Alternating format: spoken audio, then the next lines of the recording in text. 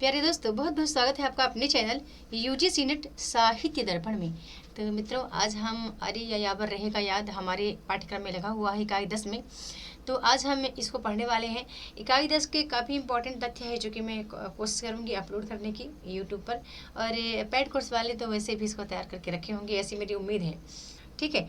आप जानते हैं कि जो ये अरे या यावर रहेगा याद है, तो ये यात्रा संबंधी अजय की स्मृतियों का संग्रह मात्र नहीं है, बल्कि यह एक ऐसी पुस्तक है जिसने अपने काल के भीतर बाहर झांकते हुए संस्कृति को प्रस्तुत किया है। ठीक है, झांकते हुए संस्कृति के विमर्श को प्रस्तुत किया है। और एक बात बताऊंगी आपको कि आप जानते हैं कि यात्रा इनकी जो दो यात्राएं हैं, एक अरे यावर रहेगा याद 1953 में प्रकाशित हुई, जिसमें भारतीय यात्राओं का विशद चित्रण है, और दूसरा जो ये है एक बूंद सहसा उछली, इसमें विदेशी यात्राओं से संबंधित वर्णन देखने को मिलता है। और इसका जो विषय है अरे यावर रहेगा याद का, तो इसमें असम से लेकर के पश्चिमी सीमा प्रांत तक की यात्रा का वर्णन देखने को हमें मिलता है। ठीक है, मैं एक बात कह दूं कि कल मैं आपसे पूछ रही थी, मैंने एक प्रश्न रखा था। ठीक है, मैंने एक प्रश्न रखा था परसों अपने प्रश्न पत्र में, तो आप ना उसका उत्तर नहीं बता रहे थे।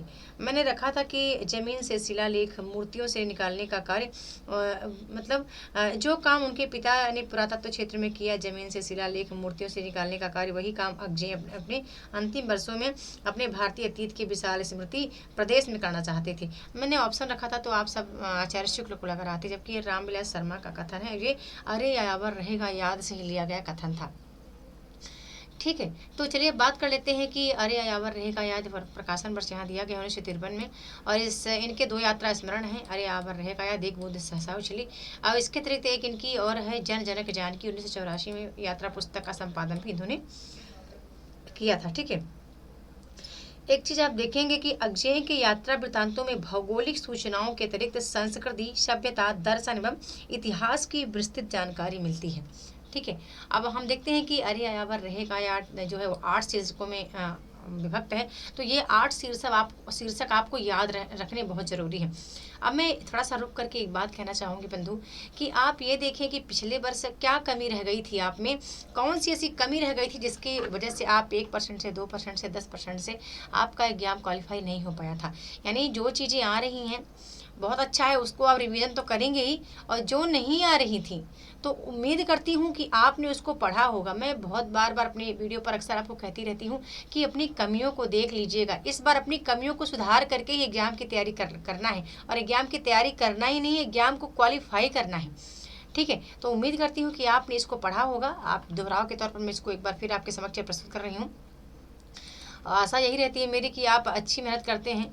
ठीक है, और कह नहीं सकते कि बंधु क्या है। चलिए बात करते हैं। सबसे पहले यहाँ पर हम बात कर लेते हैं कि पहला है कि परशुराम से तूरखाम, एक टायर की राम कहानी है, दूसरा है किरणों की खोज में, तीसरा है देवताओं के अंचल में, चौथा है मौत की घाटी में, पांचवा एलोरा, छठवां माजुली, सतवां बहता पानी निर्मला, और आठवां है सागर शोभियत मेघ मेघलित। ठीक है, अब बात करते हैं कि अरे यावर रहेगा याद, कि अरे यावर रहेगा याद की भूमिका में इन्होंने लिखा है कि जैसी पुस्तकों को उनमें मिलने वाली भौगोलिक अथवा प्रादेशिक जानकारी के लिए नहीं पढ़ा जाएगा। ठीक है, कह रहे हैं कि अरे यावर रहेगा याद जैसी पुस्तकों को उनसे मिलने वाली भौगोलिक अथवा प्रादेशिक जानकारी के लिए नहीं पढ़ा जाएगा। ऐसे यात्रा संस्मरण टूरिस्ट गाइड का स्थान लेने के लिए नहीं लिखेगा, लिखे और पढ़े जाते हैं। ठीक है, मतलब ऐसे जो गाइड मतलब ऐसे जो संस्मरण है या यात्रा वर्णन है, वो टूरिस्ट गाइड का स्थान लेने के लिए नहीं लिखे जा पढ़े जाते। ऐसी पुस्तकों में प्रस्तुत ब्यौरा एक व्यक्ति की यात्रा का ब्यौरा होता है, और यह यात्रा जितनी बाहरी होती है उतनी ही बेहतरीन भी होती है। राम स्वरूप चतुर्वेदी लिखते हैं कि यात्रा मानो विराट मानवीय विकास का ही एक सीमित प्रतीक है। इस दृष्टि से यात्रा संस्मरण लेखक और पाठक दोनों के लिए एक आदिम प्रतीक या पुराण कथा की भांति बार बार अपने को खोलता चलता है। ठीक है, प्रगतिशील गतिशील आलोचक रामविलास शर्मा भी लिखते हैं कि जो काम उनके पिता ने पुरातत्व क्षेत्र में नहीं किया, इसको मैंने पहले आपको बता दिया है ना। ये प्रश्न में मैं अक्सर प्रश्न में मैंने इस बात को रखा है, तो ये बात आपको याद रहे कि अरे यावर रहेगा याद के ही विषय में ये तथ्य रामविलास शर्मा द्वारा कहा गया है। अब आगे बात करते हैं, इसके सारांश की बात कर लेते हैं। अरे यावर रहेगा याद, ठीक है, मैं बार बार कह रही हूँ कि अजय ने इस पुस्तक में उत्तर भारत के ऐतिहासिक एवं सांस्कृतिक विशेषताओं का उद्घाटन करने के साथ साथ सागर शोभित मेघ मेखलित यात्रा वृत्त के माध्यम से दक्षिण भारत के धार्मिक स्थलों की संस्कृति को भी प्रस्तुत करने का काम किया है। तो चलिए बात कर लेते हैं कि अरे यायावर रहेगा याद। मैं थोड़ा सा पेंसिल का कलर चेंज कर लूँ फिर। हाँ चलिए ओके, ठीक हो गया। अरे यायावर रहेगा याद, यात्रा साहित्य, ठीक है। हाँ, आरंभ परशुराम के लेख से होता है। इसका सारांश इस प्रकार है। लेखक को एक सेना में नौकरी के समय असम प्रदेश तूरखम में रहने का अवसर मिला। यात्रा के लिए जो ट्रक मिला था उसका एक ही टायर भरोसे लायक था और कार्बोरेटर खराब था, कांच टूटे थे, ब्रेक कमजोर, बत्ती जलती नहीं थी ठीक से। पर लेखक के लिए चांदनी में तो पूरा प्रदेश दिखता था, जबकि बत्ती जलवाने में बस सड़क ही। यही सत्य था। मैं आपको बार बार कहती हूँ कि आप समरी अवश्य तैयार करें। ये बहुत बड़ा लेसन है, यानी पढ़ने बैठे तो बहुत, मतलब ना कहें कि हम 1-2 दिन में इसको नहीं कर पाएंगे, कम से कम हमें 4-5 दिन का समय देना पड़ेगा, तब जाके हम इसको तैयार कर पाएंगे, जबकि हम 2-2 ढाई 3 घंटे डेली इसको पढ़ना स्टार्ट करें। ठीक है, तो समरी आप अवश्य बनाएं, हर टॉपिक का समरी बनाएं बंधु, चाहे वो कहानी विधा हो, जो भी विधा हो। तो आप मेरी इस बात पर गौर करें। तो लेखक का मानना था कि न जाने कब फिर ब्रह्मपुत्र की यात्रा का आरंभ बिंदु परशुराम का तपोवन और कुंडिन परपुरक, उन महलों के अवशेष जहाँ बैठकर रुक्मणी ने कृष्ण की प्रतीक्षा की होगी, गैंडे, हाथी और मिलून द्वारा सोवियत कंदली वन, सदियां सीमा प्रदेश के दुर्भेय जंगल देखने को मिलेंगे। वहां से 40 मील जाकर टाइमे का पड़ाव था। टामे तक गाड़ी जाती थी, वहां से घाट पार कर 4-5 मील जंगल पैदल कर पार करना पड़ता है। टामे घाट पर ब्रह्मपुत्र के लुहित कहते हैं, ब्रह्मपुत्र को लुही कहते हैं, सॉरी माफ कीजिएगा। नदी पार कर जंगल किसी तुलना नहीं, और सामने परशुराम का कुंड। सदियों के कई स्मारक अपने में इतिहास छिपाए हुए हैं। सदियां भी प्राचीन सुटिया राज्य का अवशेष है, जो कदाचित महाभारतकालीन राजा भीष्मक के वंश के ह्रास के बाद खड़ा हुआ था। आगे बात करते हैं। तो कथा है कि भीष्मक एक वंशधर वीरबल अथवा बीरबल सेनागिरी का राजा था। उसकी रानी रूपमती ने पुत्र लाभ के लिए कुबेर की स्तुति की। कुबेर ने पति रूप ग्रहण कर उसके साथ रमण किया। बीरपाल को पुत्र गौरी नारायण की प्राप्ति हुई तो रत्न ध्वजपाल के नाम से प्रसिद्ध पुत्र हुआ। ठीक है, प्रसिद्ध हुआ। रत्न ध्वज का पुत्र बंगाल के गौड़ेश्वर के यहाँ शिक्षा ग्रहण करते हुए मृत्यु को प्राप्त हुआ। गौड़ेश्वर ने इसी स्थान पर उसका सब रत्न ध्वज को सौंपा, तब से उसका नाम स दिया। यहाँ सब दिया गया था पड़ गया। ठीक है, आगे बात करते हैं। तो सिलीगुड़ी का मार्ग जब कुछ बिहार से द्वार प्रदेश में गुजरता है तब उसकी शोभा अवर्णीय होती है। इस अंचल में हिमालय के बाहर द्वार है, जिनमें मोटिये, नेपाली, तिब्बती आदि आते जाते हैं। जैसे दार्जिलिंग की ओर बढ़ो, चाय के बागानों की भरमार है। तिस्ता नदी का दुर्गम पुल दर्शनीय स्थल है, जिसे यायावर ने पार किया और सिलीगुड़ी जा पहुंची। सिलीगुड़ी से एक रास्ता पूर्णिया को जाता है। एक फौजी मालगाड़ी को लाद कर यहाँ के कानवाई कलकत्ते रवाना हुए और बैरकपुर पहुंचकर ट्रक रेलगाड़ी से उतारे गए। वहीं 5 मील दूर कैंप में रात कटी। प्रातः काल चक्कर विलीगढ़ ब्रिज द्वारा हुंगली नदी पर पार करके वर्धमान होते हुए आसनसोल पहुंच गए। मतलब ये नाम आपको याद रखना पड़ेगा। ठीक है, ये सभी नाम आपको बंधु याद भी रखने पड़ेंगे। ऐसा नहीं कि आप केवल पढ़ते जाएं और नाम आपको याद नहीं है कि कहाँ कहाँ किस किस का नाम, कहाँ किस स्थान का जिक्र हुआ है। तो विलीगढ़ गुजरारा हुंगली नदी पार करके वर्धमान होते हुए आसनसोल पहुंच गए। यहीं रात कटी। कैंप में कानपुर स्टेशन पर भोजन किया। आगरा होते हुए जाना था। बाहरी फाटक से ही ताज को झांक कर देखते हुए मियाँ नजीर उपेक्षित कन्न देखी कारवां पानीपत कुरुक्षेत्र अम्बाला होते हुए जालंधर पहुंच गया। ठीक है, आगे लेखक को सीमा प्रदेश के दौरे करने का आदेश मिला और लेखक अमृतसर गोविंदगढ़ किला होते हुए गुजरावाल पहुंचा, जो महाराजा रणजीत सिंह का जन्म स्थान है, जहां से सियालकोट और फिर गुजरात रैन बसेरा होगा। दिन भर दौड़ में लेखक ने पंचनद में से 3 नदियां पार कर ली थी, ब्यास, रावी और चिनाब। याद रखना कि जब अरे यावर रहेगा जो हमारा पाठ्यक्रम है उसमें से जब लेखक पंचनद में से 3 नदियों को कौन कौन सी को पार कर लेता है तो याद रखना कि ब्यास, रावी और चिनाब है। 5 नदियों में चिनाब सबसे सुंदर नदी मानी जाती है। झेलम और सतलज को भी वह देख चुका है। आगे लेखक ने हसन अब्दाल में डेरा जमाया जहाँ सिखों का तीर्थ स्थान पंजा साहब है। मुसलमानों के अनुसार बाबा वली का चश्मा है। यहाँ से एटाबाद वो जो जंगली नरगिस के लिए प्रसिद्ध है। नरगिस का फूल उतना ही स्त्रैण है जितना कि गेंदे का फूल का मर्दाना, जितना कि गेंदे का फूल मर्दाना। ठीक है। पहाड़ों पर छाए नरगिस के पौधों को पीछे छोड़ सिंधु के बाएं तट पर बना अटक का भव्य दुर्ग आकर्षित करता है। अकबर के बनाए इस किले से सिंधु पार कर खैराबाद स्टेशन पड़ता है। लेखक के अनुसार भारत के नगरों की अपनी अपनी विशेषताएं हैं। यूँ तो किसी भी शहर को एक विशेषण से नहीं बांध लिया जा सकता क्योंकि प्रत्येक में विविधता, किंतु उस विविधता की भी अलग लीकें हैं। जहाँ जोधपुर में रंगों की विविधता उसे विभिन्न करती है, श्रीनगर में गंधों की विविधता, सहस्त्रगंधा नगरी लाहौर में गंदगी की इस विषय में कलकत्ते को प्रतियोगी मान ले तो फैशन इत्यादि की, है ना।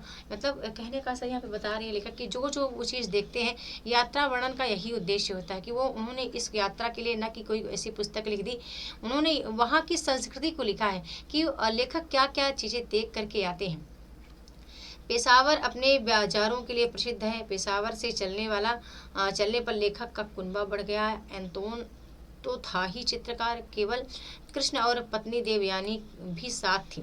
इस्लामिया कॉलेज के सामने सीधी सड़क पर सामने खैबर की पहाड़ियाँ थी। पहाड़ की श्रृंखला के आर पार रास्ते को दर्स कहते हैं और खैबर दर्रा उपयुक्त नाम है। खैबर की सड़क कोटों और दुर्गों से पटी हुई है। जबरूद के बाद फोर्ट माड सगई और अली मस्जिद के लिए भी बड़ी छावनी। ठीक है लंडी। तो ये चीज़ें आप याद रखिएगा कि क्या क्या चीज़ें किस किस का स्थान यहाँ पर हमारे पाठ्यक्रम में आता है। लंडी खाने के पहले पथ उत्तर को मिचनी कंडाव का किला पड़ता है।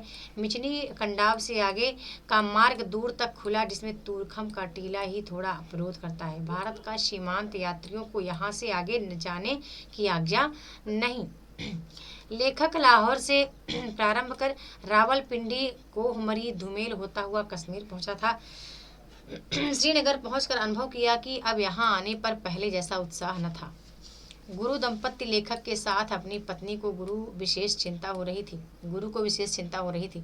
लेखक के भौतिक विज्ञान के प्रोफेसर ईसाई धर्म के अनुयायी थे, पर उन्होंने कभी धर्म सिद्धांतों की बात कही हो ऐसा लेखक को याद नहीं। सर्वथा प्रयोगशाला ने यंत्रशाला में कुछ बनाने वाले गुरुजी कई वर्षों से डॉक्टर कैप्टन नोबेल पुरस्कार विजेता थे के साथ कॉस्मिक कारणों पर शोध कर रहे थे। इस बार कैप्टन अमेरिका में ऊंचे तल पर वायुमंडल में माप ले रहे थे, यानी गुब्बारे के द्वारा, और पानी की गहराइयों में माप लेने का काम लेखक के गुरुजी का था।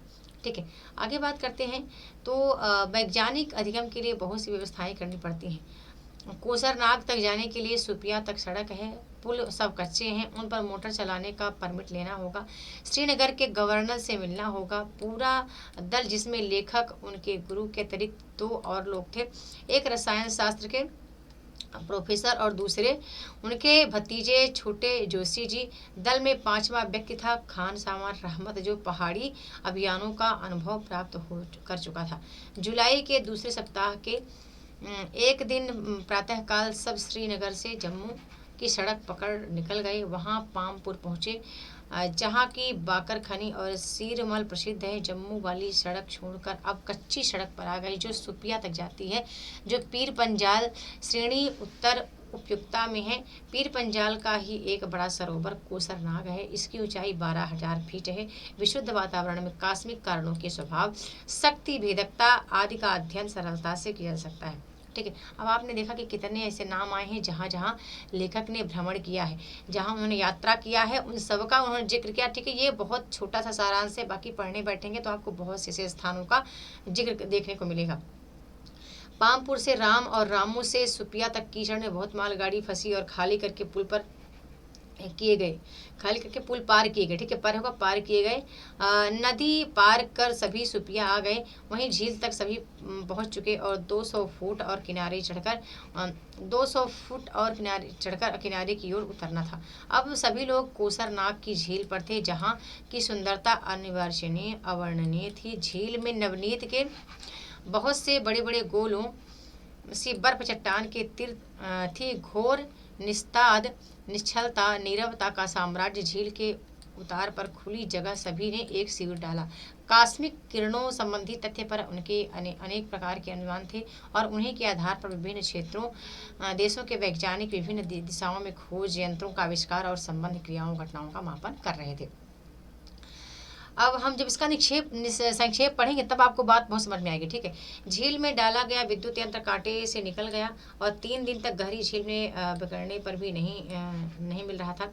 नया विद्युत यंत्र बनाने में 1 साल का समय लगता। गुरुजी ने कहा, अब तोते के पिंजरे से ही कितना काम लिया जा सके, कुछ तो नतीजा लेकर जाना चाहिए। काम और भी उत्साह से चलने लगा। प्रवास लंबा होने के कारण रसद की व्यवस्था की गई। 2 सितंबर को पक्षी झील पर उतरे तो घोड़े वालों ने हमें वापस चलने की हिदायत दी, क्योंकि ये पक्षी बर्फ गिरने का संदेश लेकर आते हैं। तब 3 सितंबर को हम लोग जो काम हो गया उसे समेटकर वापस शॉपिंग आ गए। अब मैं संक्षेप में आपको थोड़ा सा इसका बताऊंगी, बहुत संक्षेप में बात कहना चाहूँगी कि हिंदी साहित्य में अरियावर नाम से विख्यात अज्ञेय ने संपूर्ण भारत को भ्रमण कर भारतीय संस्कृति के स्थावर कृतियों जैसे कि मंदिर, मस्जिद, महल, गुफाओं पर उत्कीर्ण मूर्तियों के महत्व को उजागर करते हुए उनके संरक्षण विस्तार पर विचार किया है। अज्ञेय भारतीय संस्कृति, सभ्यता एवं इतिहास के पारखी विचारक हैं। वे प्राचीन भारतीय स्थापत्य, शिल्प एवं भास्कराचार्य कला के प्रतिरूपों के माध्यम से प्राचीन भारतीय संस्कृति के स्वरूप पर विचार करने के साथ आधुनिक भारतीय संस्कृति के दशा दिशा पर भी प्रकाश डालते हैं। अज्ञेय की मान्यता है कि आधुनिक भारतीय संस्कृति का स्वरूप ऐसा होना चाहिए कि जिसमें उनके प्राचीन स्वरूप का विकास हो, किंतु अज्ञेय चिंता व्यक्त करते हैं कि वर्तमान समय में आधुनिकता के नाम पर जिस प्रकार पश्चिमीकरण की अंधी दौड़ सी लगी है, उसमें भारतीय कलाओं का विकास एवं विस्तार अधिक संभावना नजर नहीं आती, बल्कि वर्तमान समय विनिर्मित बड़े बड़े भवन महल ही नहीं, छोटे छोटे घरों में भी पाश्चात्यीकरण का नकल बेतहाशा बढ़ती जा रहा है। मतलब बहुत बड़ी बात यहाँ पर लिखते हैं, बात भी सही लिख रहे हैं। इसको इसका भावार्थ आप समझें तो बहुत सही बात करें कि आज अभी जो मतलब आज समय है ना, पाश्चात्यीकरण का समय अभी बेतहाशा बढ़ ही रहा है। घर हर गाँवों में, शहरों में तो पहले ही बढ़ा था, गाँवों में भी बहुत ज़्यादा बढ़ रहा है। तो भारतीय स्थापत्य नाम की कोई चीज़ नज़र नहीं आती, जिसके परिणामवश हम 19वीं सदी के भारतीय जीवन के बारे में अभी भी बहुत कुछ नहीं जानते, और जो थोड़ा बहुत जानते थे वह भी बड़ी तेज़ी से भूलते जा रहे हैं। इसलिए आवश्यक है कि आधुनिक जीवन शैली को अपनाते हुए भी हमें अपनी संस्कृति का विस्तार करने का प्रयास करना चाहिए, क्योंकि कोई भी प्राणवान संस्कृति नए उपकरणों को अपनी प्रतिभा से अपने अनुकूल ढालती है, अपनी नई शैलियों का विकास करती है। ठीक है, अज्ञेय ठीक ही कहते हैं कि सब कुछ बदलता जाएगा और परंपरा अटूट बनी रहती चली जाएगी, क्योंकि विकास भी एक संस्कृति मूल्य है और ऐतिहासिक क्रमबोध का एक ऐतिहासिक मूल्य है। ठीक है, तो हमने यहाँ पर आर्यावर्त को देखा। ये आप जानते हैं कि यहाँ पर हम अब यही समझ लें कि अब उन्होंने अज्ञेय जी ने कहाँ कहाँ का भ्रमण किया। तो अज्ञेय जी ने जो अपनी 8 यात्रा वृत्तांतों का वर्णन किया है, तो यहाँ पर मतलब सभी में पर्याप्त विविधता आती है, 8 में। ठीक है, यात्रा में किस किस राज्य का नाम आता है, तो यात्रा में असम है, बंगाल है, औरंगाबाद है, कश्मीर है, पंजाब व हिमालय के प्रदेश आते हैं। ठीक है, वहाँ के भूभागों का वर्णन आता है। फिर उन्होंने तमिलनाडु के अति प्राचीन मंदिरों के बारे में बताया है। तो इस तरह कुछ उन्होंने मतलब शुरुआत में ब्रह्मपुत्र के मैदानी भाग का वर्णन करते हैं। फिर हिमालय की दुर्गम झील में उनका डेरा जाता है, तो वहाँ की बात करते हैं। अंत में एलोरा की गुफाओं के इतिहास को खोजने का जो उन्होंने प्रयास किया है उसकी बात करते हैं। ठीक है, साथ साथ कई पर्यटक स्थल भी यहाँ पर आते हैं। कई पहाड़ी जनजातियों का भी वर्णन देखने को मिलता है। तो कुछ इस तरह वर्णन यदि आपको आता है आर्यावर्त में, है ना, जनजातियों का, पहाड़ का, कई ऐसे मतलब कई ऐसे मतलब प्रदेश जैसे कश्मीर, पंजाब, हिमाचल प्रदेश, असम, बंगाल, तो आप समझ जाएं कि ये अज्ञेय के यात्रा वृत्तांत से लिया गया है। अब आप कहेंगे तो मैं उनका यात्रा 2 यात्रा वृत्तांत हमारे पाठ्यक्रम में लगे हैं। तो मैं राहुल सांकृत्यायन का यात्रा वृत्तांत भी आपको बता दूंगी। और बाकी आपको जो टॉपिक लगता है कि आपके पास नहीं है तो कमेंट करके अवश्य बताएं। और वीडियो पसंद आए तो लाइक शेयर सब्सक्राइब अवश्य करें। वीडियो के साथ बने रहने के लिए बहुत बहुत धन्यवाद।